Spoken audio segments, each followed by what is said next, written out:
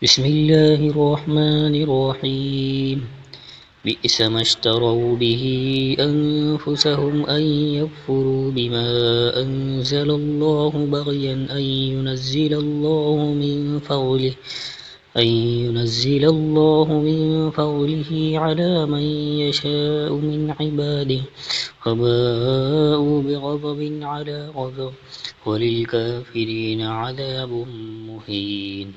وإذا قيل لهم آمنوا بما أنزل الله قالوا نؤمن بما أنزل علينا ويكفرون بما وراءه وهو الحق مصدقا لما معهم.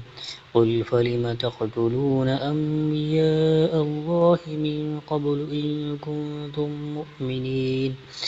ولقد جاءكم موسى بالبينات ثم اتخذتم العجل من بعده وأنتم ظالمون.